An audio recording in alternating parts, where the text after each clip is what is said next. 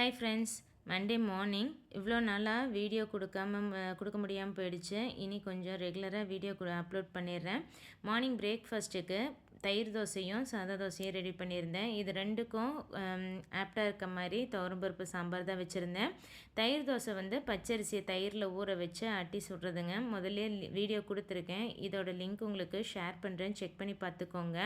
Morning breakfast வேலையெல்லாம் முடிச்சுட்டு கொஞ்சமாக ஊறுகாய்க்கு மாங்காய் வாங்கிட்டு வந்திருந்தேன். அதை வந்து கட் பண்ணி உப்பில் பரட்டி எடுத்து வெயிலில் காய வச்சுட்டு மதியத்துக்கு மேலே கொஞ்சம் வெளியே போகிற வேலை இருந்தது. வெளியே போயிட்டு வந்தாச்சு.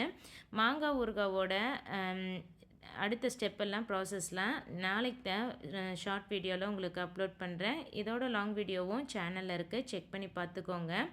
மாங்காய் சீசனே முடிய போது இப்போ ஊறுகாய் போடுறேன்னு நினைக்காதீங்க. முதல்ல இருந்த ஊறுகாயெல்லாம் தீர்ந்துருச்சு. அதனால் இப்போ மறுபடியும் 2 மாங்காய் வாங்கிட்டு வந்து ஊறுகாய்க்கு பரட்டி வச்சுருக்கேன்.